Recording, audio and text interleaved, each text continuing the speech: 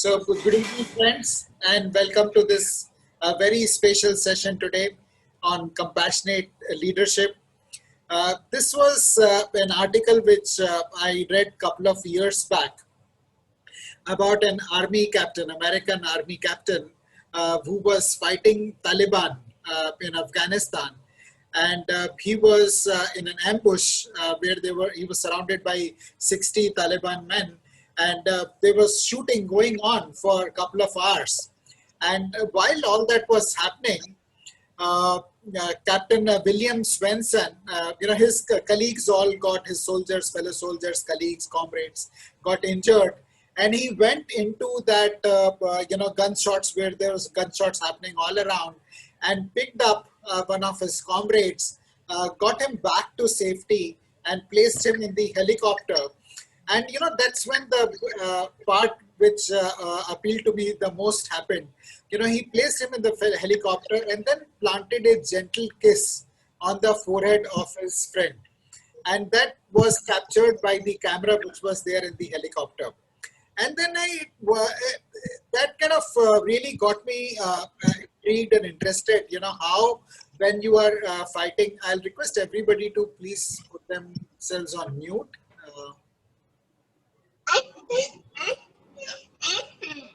Can you please go on mute, everyone?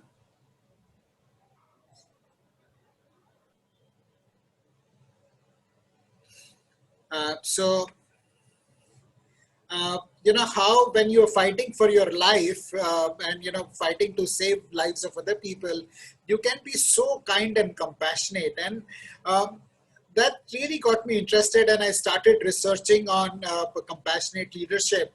And the more and more I researched on compassionate leadership, I found that this is the most effective form of leadership. And but as I was talking to people, I wouldn't really get very satisfactory answers how it is getting practiced in the current corporate environment, till I met Geetanjali. And when I was discussing about compassionate leadership with Geetanjali, she said, oh, we practice this, we practice this in our organization. And then I asked her so many questions about compassionate leadership. Why is it that not everybody is doing it, why it is so difficult to practice, and so on and so forth. I really bothered her with a lot of questions. And then she patiently answered. And then I thought, it really is worthwhile to bring this to our community. And, I invited her to come, and she kindly consented to take out time on a weekend to come and discuss with us. But before I formally introduce Geetanjali, I would like to share a bit about mindful living with you, because many of you are joining us for the first time today. I started mindful living in 2018. Prior to starting mindful living, I worked in the corporate sector for about 25 years in senior management roles in financial services, life insurance, health insurance, and healthcare sectors. And since we started mindful living, we have conducted over 150 sessions in the leading organizations like IBM, Tata Group, EXL, organizations like CSI, Times of India. Just give us a minute, I think.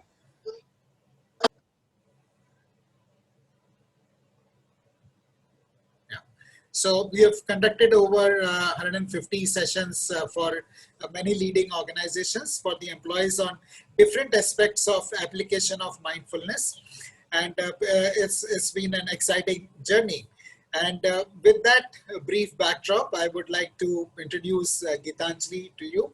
Geetanjali is the head of HR for NL. NL is one of the leading power generation organizations in the world. Geetanjali is an alumnus of SIBM Pune, and she is a mathematics topper from Delhi University. So, Geetanjali, I would like to start by asking you a question. People who are mathematics or mathematical oriented, analytical oriented, they are not the ones, you would normally associate with talking about and practicing compassion. So how do you blend your quantitative analytical mind with heart and practice compassion? Ashish, that's first of all, thank you so much for having me here. It's a pleasure for me to be here. And folks, Ashish and I go back a long way. We worked in the same group of companies, not the same company, but the same group. So when Ashish invited me to this session, I really couldn't say no. So I'm really happy to be here. Uh, to your question, Ashish, I think uh, maths and spirituality or compassion, mindfulness actually are two sides of the same coin, because Aryabhatta, who was in the classical age, one of the first mathematicians and astronomers, he gave us the zero, right? And zero is shunyata, and shunyata is nothing but emptiness in Buddhism, or non-duality in Advaita Vedanta, which basically means that everything goes back to shunya and everything emanates from the shunya. So so no, but I think a lot of understanding of our spiritual sects and our sutras has to do with our own analysis and our own investigation, our own questioning of how we are imbibing this in our life and how it is making a difference to our lives. So I think that this mathematical ability or problem solving or analytical ability has actually helped me on this path in my life. That's awesome. That's awesome. That's a very nice perspective that you've brought to this, Geetanjali. Shunyata and compassion, and I couldn't agree more with you on this. And I request you to now take over and commence the session. Thank you. Thank you very much, Ashish. And I also want to welcome all the participants in this meeting. I know it's a Saturday evening, but you've taken out time for this session. So thank you very much for attending it as well. Okay, and Ashish, you shared a very nice story, very heartening to hear what that soldier or the captain did. Yes. And in fact, it reminded me of something that I heard recently. So Jack Cornfield, who is a mindfulness teacher, he's in the US. Yes. I heard him share with one of his students, with his students in one of his dharma classes, about a time when he spent with the Dalai Lama and a few Tibetan nuns. And these Tibetan nuns were very young ladies, 22, 23, 24 years old. And they had just spent about 10 years in prison. And they had undergone a lot of torture and confinement there. And this was a meeting for ex-prisoners. This was a meeting in the US, and they were working with ex-prisoners, and they were trying to get them to a normal life by introducing them to mindfulness and compassion. And there were ex-prisoners who had served 25 years in the Texas State Jail, 18 years in Ohio State Jail. And one of the and these young nuns, when they were put in jail, they were just teenagers. They were 12 or 14 years old. And they were put in jail for reciting their prayers out aloud. And one of the prisoners asked them, but were you afraid? And they said, yes, we were terribly afraid. And we were afraid that we would lose our compassion for our captors. We were afraid that we would start hating our guards. And that's what we feared the most. So, and this person said that, I have met several tough prisoners in my life in prison for 18 years, but I ain't ever have met ladies like you. So just to say that our heart can tend to a great deal of compassion if we allow it to. Yeah, that's very powerful, and it's very interesting that, when you have your heart full, then you are also able to deal with the fear, otherwise fear has gripped so many people, especially in these uncertain times when we don't know what's going to happen. people are very fearful. And I think we look forward to hearing your message today, Geetanjali, on how compassion and living from the heart and leading from the heart can help us also deal with the fear and uncertainty in these times. Sure, sure.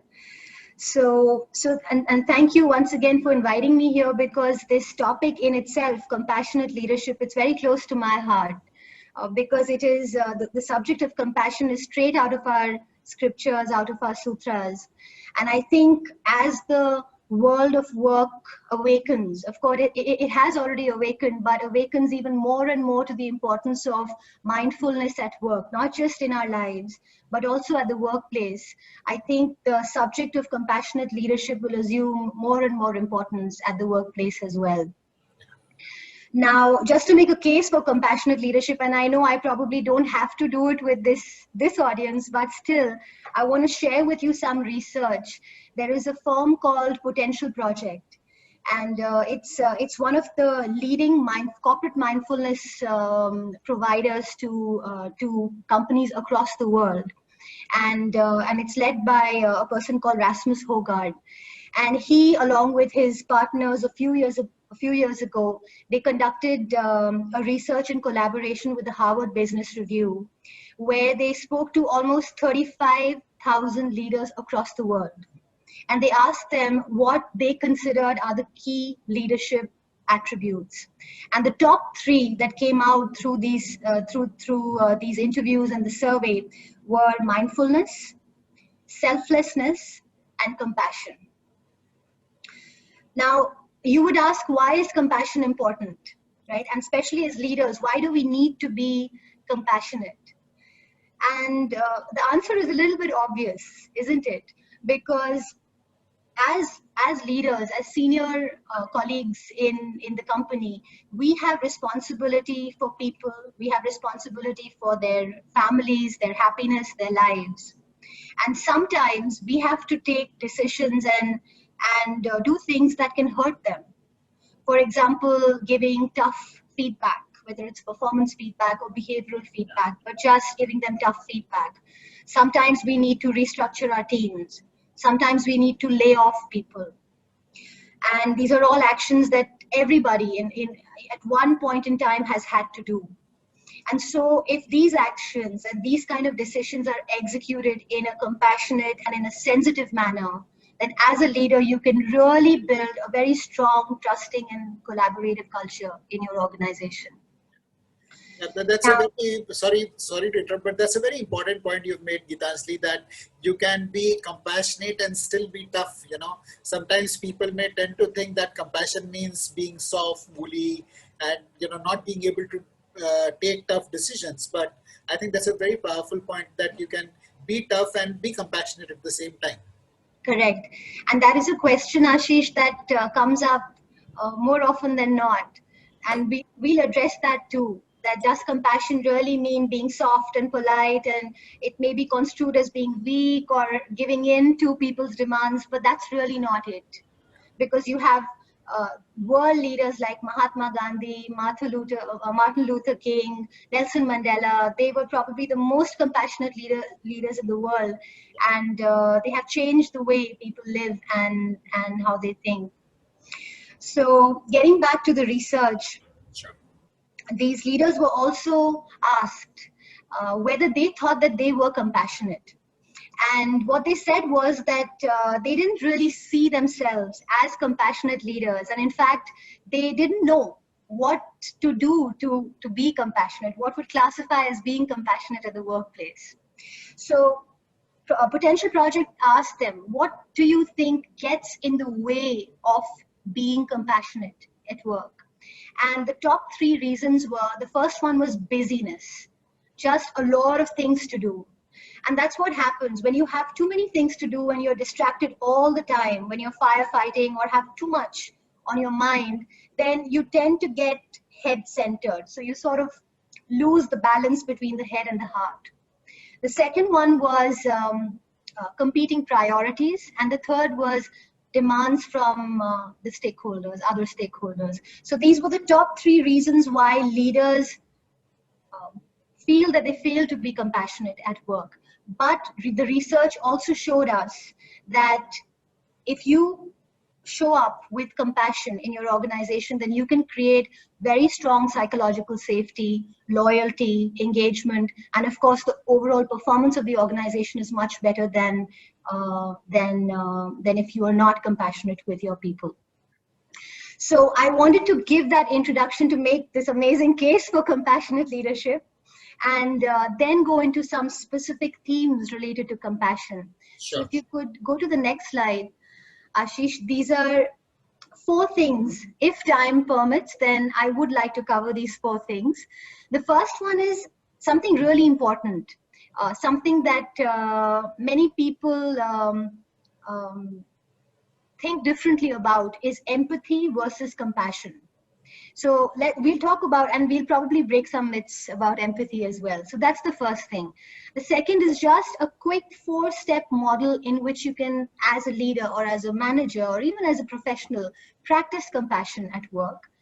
The third is what you just spoke about, Ashish, is compassion versus wisdom, which means that you have to bring in the strength of a leader, the ability to discern, the ability to take the right decisions and balance priorities between the organization and people. And that's where the aspect of wisdom comes in. And we'll talk a little bit about that with an example from Google. And then if we have time, I'll probably spend a couple of minutes on self-compassion, because I know I'm also looking forward to the meditation that you want to run on compassion. So let's go to the next slide without wasting any time. Let's talk about empathy and compassion. Empathy versus compassion. Let's go back before let's stay on this slide for just a couple of minutes.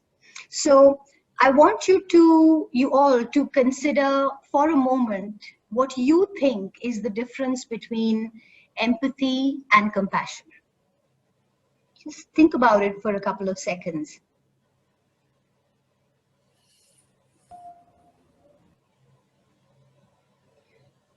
So research has shown that there is a lot of difference between empathy and compassion, not just psychologically, but also neurologically, and they show up in very different parts of the brain.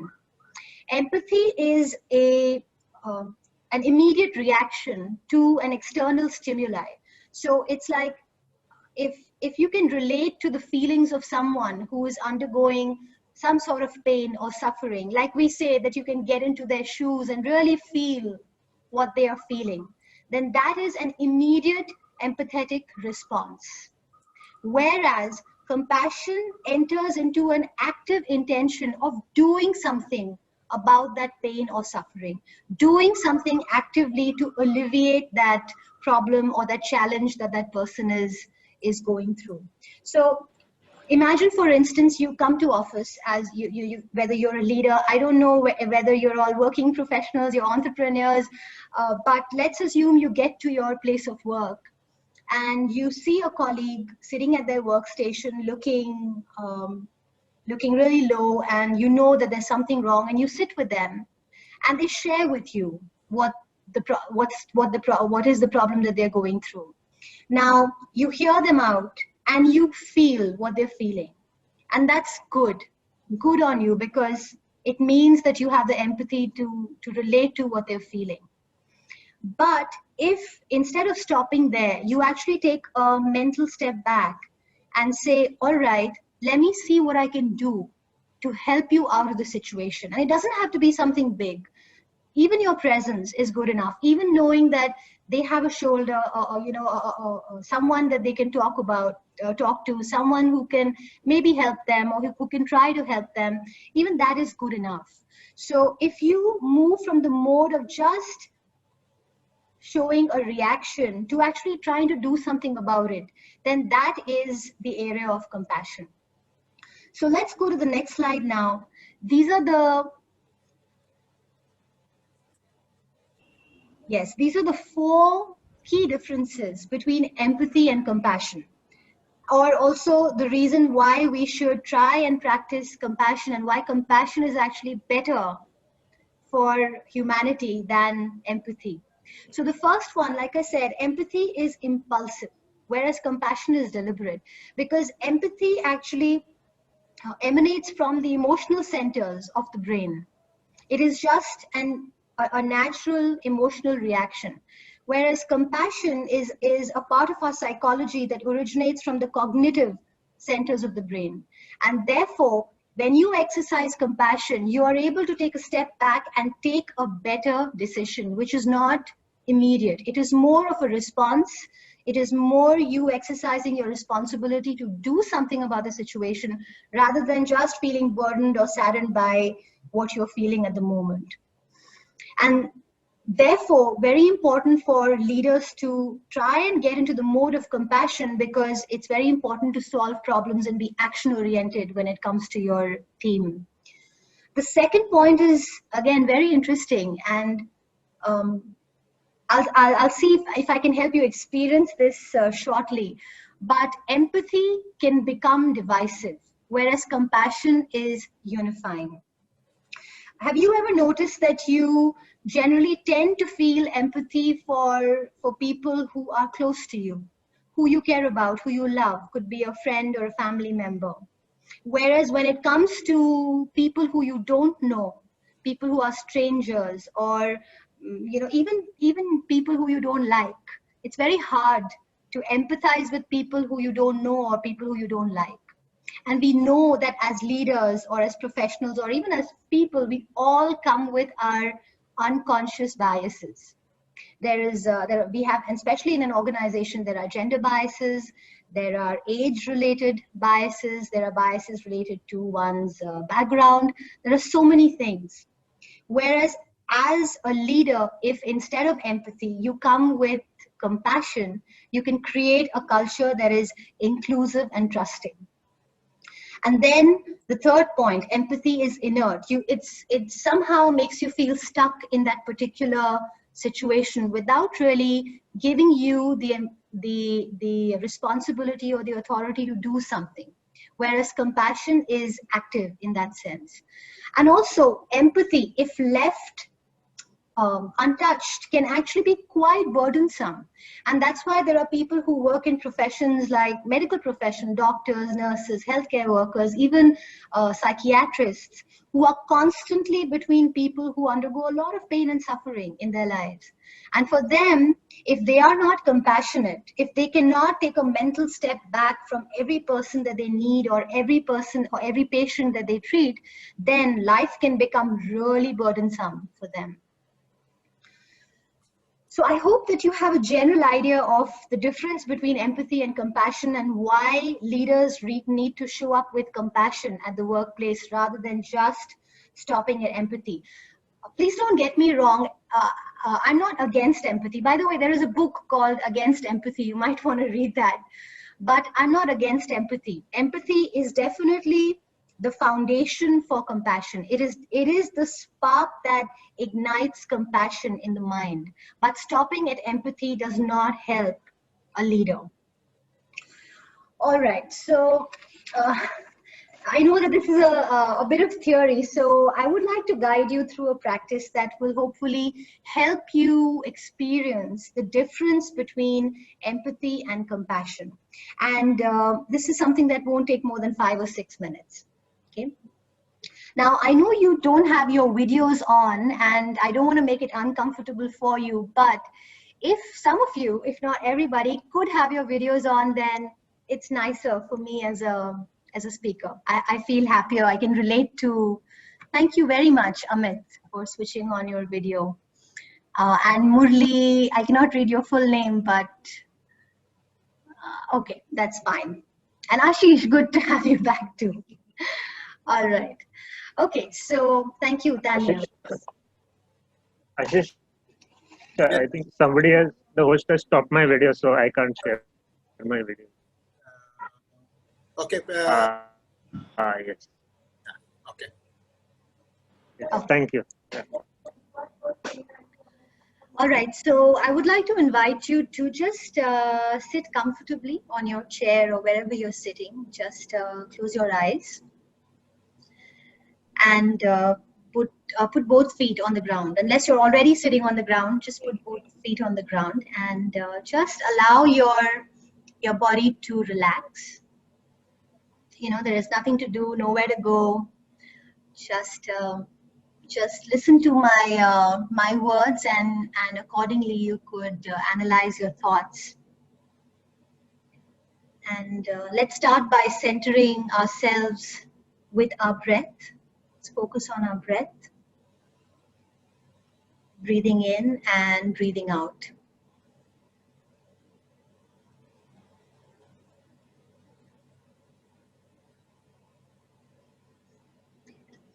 Now, I'll invite you to think of a person who you really care about and who in the recent times has experienced some pain and some suffering. It could be a family member or a dear friend. Imagine that person in front of you, and you can see the pain showing on their face. You can see that they are suffering through their expressions or maybe the body posture. Now, notice, what do you feel? If you feel a sense of heaviness or maybe even a sense of sadness, then that's empathy. And that means you are a good human being. You have empathy and you feel for others. So, well done. Good on you. However, you feeling the heaviness is not going to help this other person. So let's try and bring this emotion of empathy into compassion. Okay? Let's try and help this person. So do that by taking a mental step back and ask yourself now, how might I help this person?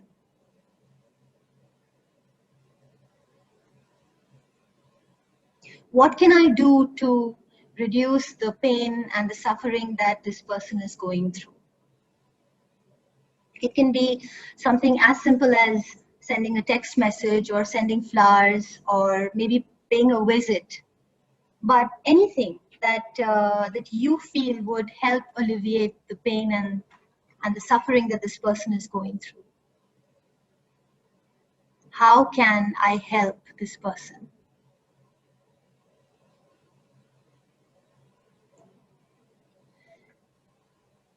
And then make a commitment to yourself and this person in this moment that you are going to do at least one small thing in the next few days to help this person.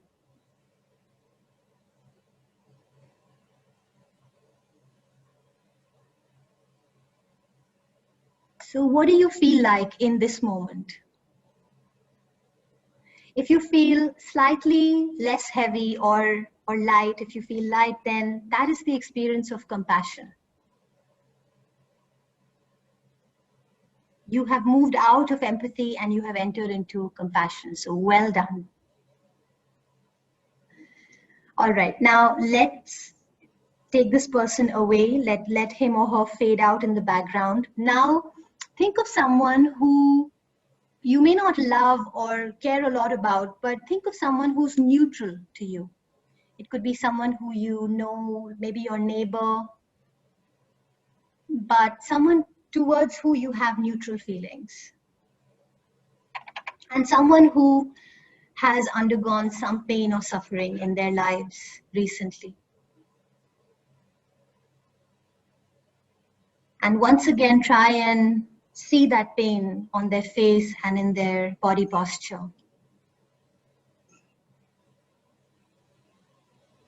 And now notice, what do you feel?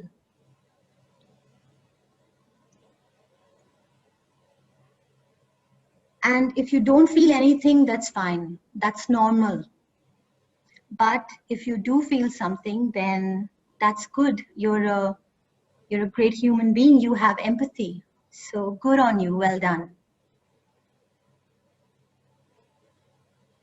Now again, let's take a step back and let's try and enter into the space of compassion. And let's think of one small thing that we will try to do to alleviate the pain and the suffering that this person is going through.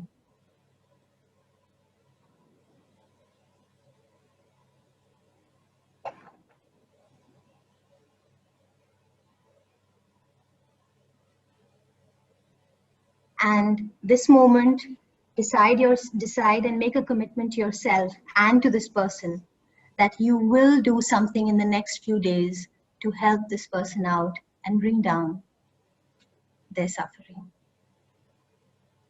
And again, think, what do you feel like in this moment?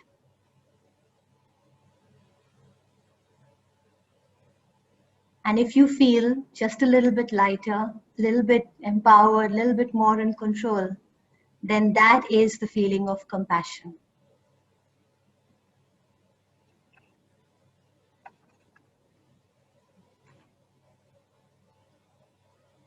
Okay, so come back to your breath. You can let go of this exercise and on your own pace, come back to the session and open your eyes.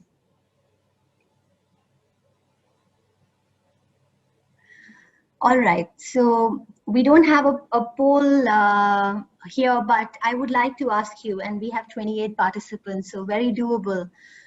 And you can also raise your hand, I think, through the reactions if you like, or type in chat. But I want to ask you, for how many of you did getting into moving out of empathy and getting into compassion, for how many of you did that feel more empowering and more in control of the situation?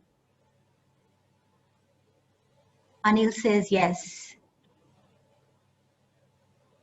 I don't have any other. Okay. Amit says yes too. Tanya says yes too. Okay.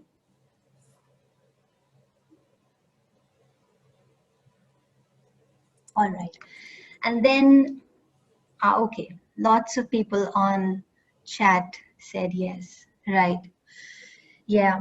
And then the second question that I want to ask you is that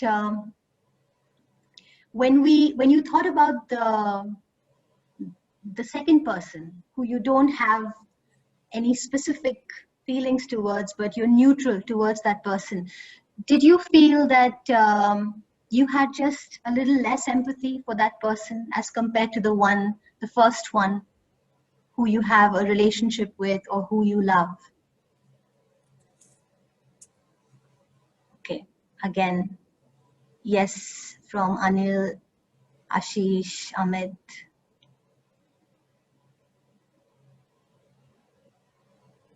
Nandini, Dipesh, Ashish Kanjare. Okay, good to see you, Ashish. All right. Okay, so yeah, so that's how it is. Hopefully this helps you, this little exercise helps you get a better idea of why it is always preferred, whether you are a leader, a parent, in a personal life or your professional life, always try and move from empathy to compassion. It will help you and it will also help the other person in a big way. Ashish, let's go to the next slide. Okay, so this is just a quick 4-hour process for you to practice compassion.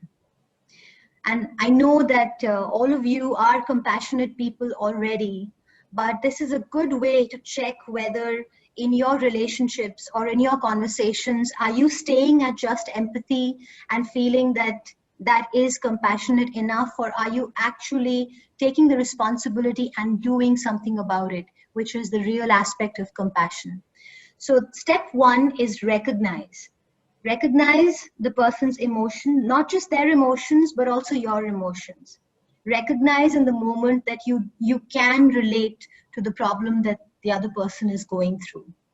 Second, before you get into the mode of, okay, let's act, let's do something about it, stop there for a moment and resonate your emotional feelings, which means show the other person that you can actually understand what they're going through.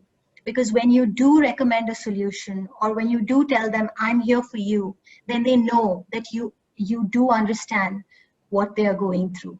So that few seconds of resonance and creating that heart-to-heart relationship with the person you want to help is really important. And these are aspects of empathy. Then retreat, which means take a mental step back out of your empathetic response and move out of this empathetic hijack. If you remain in the situation of empathy, it will be extremely burdensome for you. So try and move out of that situation and come into the action-oriented stage, which is re-engage.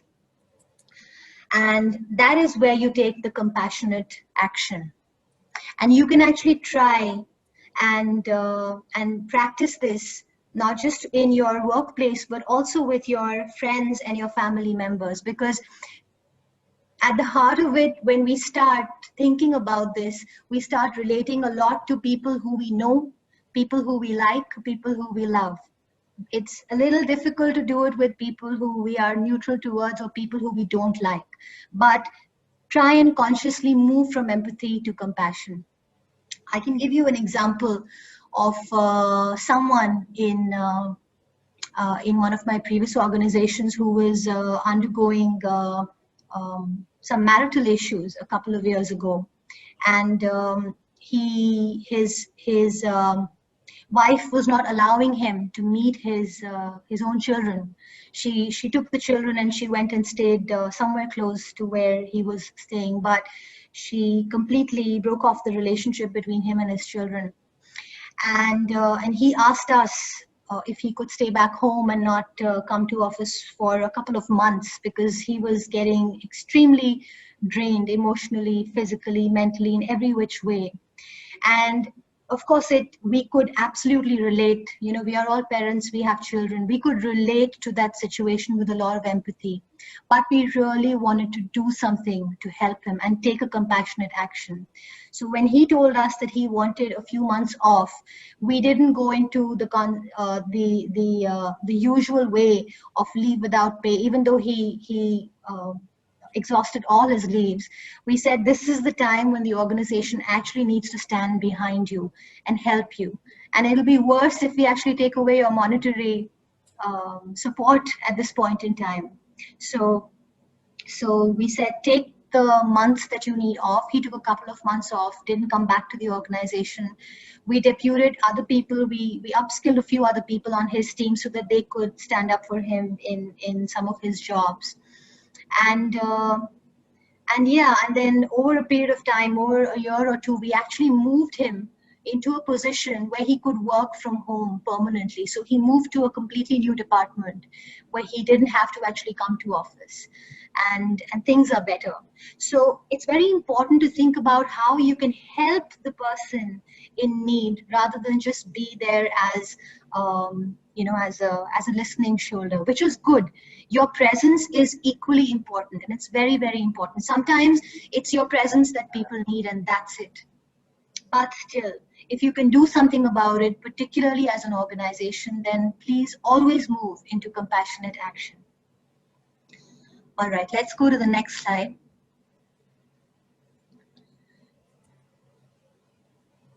Okay, so this is the question that Ashish had asked in the beginning about leadership and the relationship between compassion and wisdom. Now, very important, and this is a question that many people ask, that if you are a compassionate leader, then wouldn't people start perceiving you as being too soft or too weak or someone that they can push back against? But actually, that is the exact opposite, because a very important aspect of compassion and compassionate leadership is wisdom. And here we define wisdom as business acumen, as managerial skills, as the ability to take the right decision and balance priorities between people and the organization. So, for example, if you are compassionate, if you have high compassion, but you don't have wisdom, then you're sort of getting into the quadrant where you become naive. For example, if as a leader, you need to give tough performance feedback to somebody, and you're not able to do that, just because you feel that you care for them a lot and that they will feel hurt, then it's not going to help them and it's not going to help the organization. And that means you're being really naive. But on the other hand, if you're high on wisdom, but low on compassion, then you can be seen as someone who is indifferent. And maybe this focus on tasks and work and just results and no focus or low focus on people, maybe for some time it can sustain you as a leader. But in the long term, people will realize that you don't really care about them, that you're not sensitive to their needs, and they will leave the organization. You cannot earn loyalty and engagement if you have high wisdom but low compassion. And the real sweet spot is where you have wisdom and leadership and compassion both, and that's compassionate leadership. Now, I want to give you an example. Ashish, we are already 45 minutes up, I think. So what do you want to do at this point? Shall I continue or? Yes, please do. Please do. Okay. All right. We'll take a call after we finish the next slide. Yeah. Okay. Let's go to the next slide then. So I want to give you an example of compassionate leadership at Google. So this is a story that actually started with Google. It's a concept called radical candor. And now there are several Fortune 500 organizations that have adopted this concept called radical candor. And this was it's a bit of a story that I want to tell you before I introduce you to the concept itself. There is a book. It's written by a lady called Kim Scott. It's called Radical Candor. And Kim used to work, she was working in a couple of organizations, and then she had an entrepreneurial venture which failed. And then she joined Google as the head of the AdSense business. And this was the time that Eric Schmidt was the CEO of Google, and Sheryl Sandberg, who's now the CEO of Facebook, she was Kim's boss. So she was the head of global online sales at Google. And Kim narrates a story of a day when she had to make a presentation to the founder and the CEO, Eric Schmidt, about the AdSense business. And Sheryl was there in the same room. And Kim made the presentation, and the presentation went pretty well because the CEO and the founder were pretty happy. And then Sheryl asked Kim to come into her room right after the presentation. So Kim was wondering what went wrong. You know, she was expecting some high fives, which she didn't get at that point in time. So she followed Sheryl to her room. And of course, Sheryl, being the compassionate leader she was, she did praise Kim for her good work. But then she said, Kim, have you noticed that when you are presenting, you tend to say, a lot? So Kim said, yeah, I know about it. It's no big deal. So Sheryl said, you know what? We can get you a really good speech coach. And it'll be for free, because Google has this for people who are, you know, at the leadership level, do a lot of presentations. Go consult the speech coach and he'll get you rid of this habit of saying, So Kim said, you know, it's no big deal. I've had this for 15 years and it works fine. And so that's when Sheryl said, look, I think I need to be more direct with you, because when you say after every third word in your presentation, then it makes you look stupid and insecure. And Kim suddenly thought that, okay, this is really direct feedback. And some people can actually construe this as being mean, as being, as giving very rude feedback. But Kim says that this was probably the kindest feedback that I ever received in all of my career. And she began to wonder, to Kim, and this is how she describes it, she felt like, you have a piece of spinach stuck in your teeth and nobody tells you about it. So that's the time when Kim wondered, what is it about Sheryl that actually made her give this feedback in such a simple and direct manner and not hesitate? And why is it that so many managers over the 15 years that she had worked never gave her this feedback? Because she knew that she had this habit. So That's when she came up with this model of radical candor, which speaks of exemplary compassionate leadership. If you could bring out the y-axis, Ashish. So this is the first thing about caring personally. That's the first thing that Sheryl Sandberg did. She cared personally for all her teammates, not just Kim, but everybody who was on her team. Kim mentions of a time when she joined the company, and Kim is an introvert. So she said, I couldn't find it very comfortable reaching out to other people on the team and making friends at Google. So Sheryl asked her to join her book club and slowly introduced her to other people in the team. And then Kim speaks of a time when one of her family members took ill and she had to leave in the middle of great work pressure. And Sheryl didn't think twice. She said, don't worry, I'll have someone cover for you. So Sheryl, being a compassionate leader, did that for Kim and for many other people.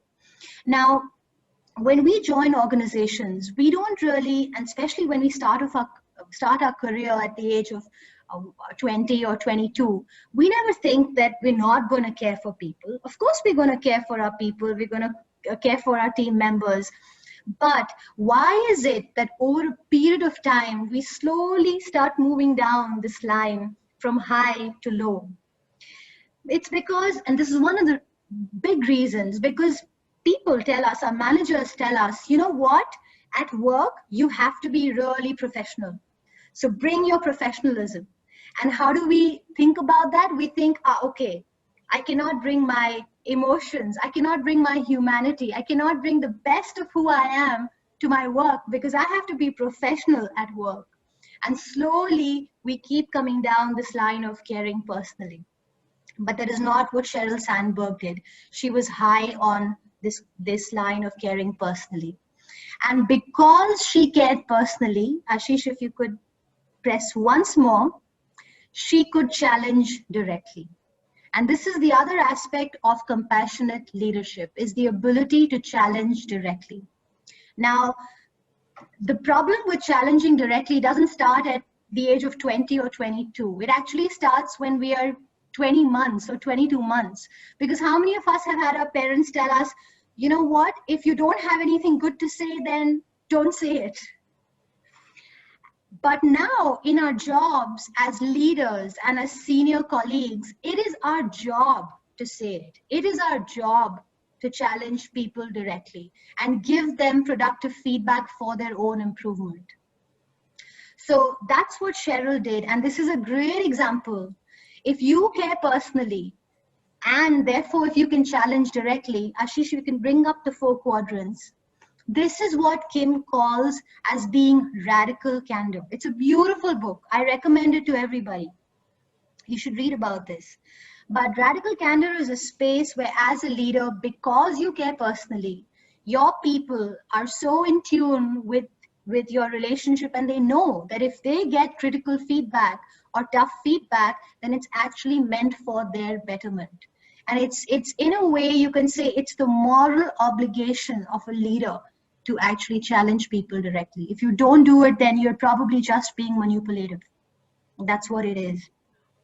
Now, you can look at this quadrant for the 4 quadrants, and you can tell for yourself where you are, right? We all know where we are. And by the way, we are always at different points. It's not as if we are always at radical candor. Maybe there have been situations where we've slipped and we've got into obnoxious aggression. Maybe we have been at ruinous empathy. We could be there as well. But you have to assess for yourself, where are you today? And always try and elevate yourself to the top right. That is radical candor. Obnoxious aggression is where you are totally focused on the challenging directly aspect, on the task, on the result, and really don't care about people. Most people, I think not just in the Indian culture, but across the world, most people lie in the top left, actually. Ruinous empathy. And by the way, when I put these slides together, I didn't realize that this term, ruinous empathy, because I was thinking about empathy and compassion separately. And then suddenly, ruinous empathy turned up in this model. And it just shows that if you just stay with empathy and you don't exercise wisdom, or you don't exercise compassion, you don't move out of the quadrant of empathy into compassion, it's not going to help you, it's not going to help your team members, and it's not going to help your organization. So try as much as possible to be in the quadrant of radical candor. There are a few ways to do this. Ashish, if you could go to the next page. Yeah. So these are ways in which you can practice caring personally. And once you've mastered this, then when you challenge directly, your team members or your colleagues are actually going to take your feedback very seriously. But try to get to know your team at a human level. Try to be there for them. Try to understand what problems they are going through. Everybody has a different situation in their life. And when it comes to challenging directly, and again, I'm going back to the point on when people say, are compassionate leaders not wise? Are they too soft? Don't they give tough feedback? Or shouldn't they give tough feedback? Or is that an aspect of compassion? It very much is, because you have to deliver hard feedback when it's necessary. You have to take the right decisions and take the hard calls for your team. It's not what, it's how you do it. It's how you take care of people and still work towards the goals of the organization. It's really that.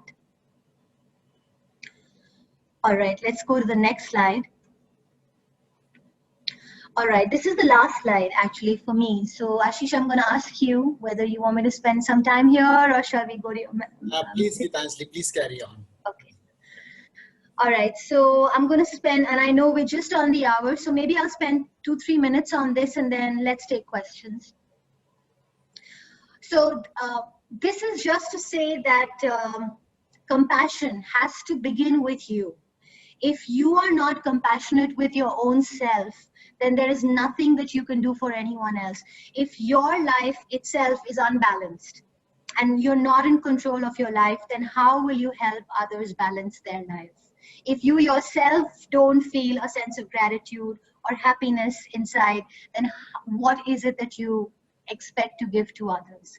So you must begin your journey of being a compassionate leader by first bringing in self-compassion in your life. And I would encourage you to read about the research that Dr. Kristen Neff has done. She is a professor of psychology at the University of Texas in Austin. And she's done she is probably one of the best thinkers in the field of self-compassion. And yeah, you should read some of her work, but I will just give you a few aspects of self-compassion. So self-kindness versus self-judgment. You should notice how often we keep judging ourselves on a daily basis. You know, these are tough times. So many people have lost their jobs. So many people have had salary cuts. So many people have fallen ill. Despite taking full care of themselves, they have contracted the virus. So many people have not been able to be there for their loved ones when they lost their loved ones, or when their family members lost their loved ones. Because of this whole COVID situation, we've not been able to be there. So in these situations, please don't judge yourself. Practice self-kindness. It's like it's like, let's say if your best friend were going through a problem, were going through some sort of suffering in their lives, what would you tell them in this situation? Tell that to yourself. Because more often than not, we belittle ourselves. We actually beat ourselves saying, it's your fault. I lost my job because it was my fault, because I was not in the top 100 in the organization. I lost my job because my manager didn't like me, because I didn't work hard enough. Or I lost my relationship because I was not good enough. So we keep putting ourselves down saying, I am not good enough. I am not enough for myself. Or I'm a bad person. I'm a bad father. I'm not there as a mother. I'm not there for my children. So please open up your heart first to yourself and be there for yourself like you would be for your best friend. Become your own best friend first. The second point relates to this feeling of why me? Why just me? Why am I going through all of these problems? But it's not so. Everybody, regardless of who they are, or which country they're born in, which kind of family they're born in, everybody goes through problems. Some people go through financial problems, some people go through psychological problems, some people go through emotional problems, marital problems. So there is suffering everywhere, and that's called common humanity. So just be sure that you are not here in this alone. Just keep telling yourself that you are not alone. Everybody goes through. Yeah, Tanya says the inner critic sometimes is too harsh. Absolutely. We are always harsh on ourselves. So try to bring that compassion out in yourself for your own self first. And the last point is just on mindfulness versus over identification. And this happens when you can become more. The best way to practice mindfulness is actually just to stay quiet and close your eyes for 5 minutes or 10 minutes every day, to understand what's really happening inside of you, and to understand that if you are angry, or if you are sad, or if you are frustrated, then these are emotions outside of you.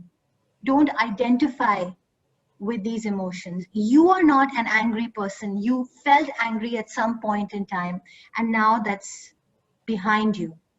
It's outside you. These emotions are not inside of you. Just don't over identify with these emotions.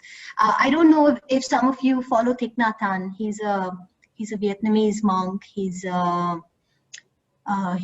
in France. He's got his own hamlet in France, and he's got several disciples, and he has this fantastic meditation on over identification. So if you're feeling fear, for example, it could be any negative emotion. It could be anger, it could be fear, it could be jealousy, it could be envy, so many things. Let's say if you're feeling fear, so the way he explains is you speak to your fear and you look at it. You look at it outside of you and say, hey, fear, I know you. Come, sit with me and let's have tea together.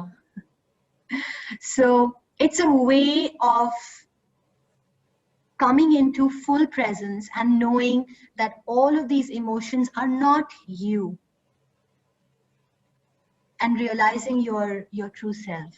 So these are all aspects of self-compassion. I think, and I also want to say that these are all better practiced than heard. I can speak about it, but until you practice them, it's not gonna really reside in you. So please do practice mindfulness. Ashish is a great meditation teacher, mindfulness teacher. Please keep attending these weekly sessions. You will really learn a lot from him. So with that, I want to thank you for your presence and for being here. And of course, I'm happy to answer any questions. Thank you so much, Geetanjali, for that fantastic session. And while you were speaking, I was getting so many feedback that the session is so good and you speak so well. So really amazing session. But we will also pause here, Geetanjali, to take feedback, formal feedback from everyone. So friends, we are just putting up a link for a Google form which will take about 30 seconds to fill.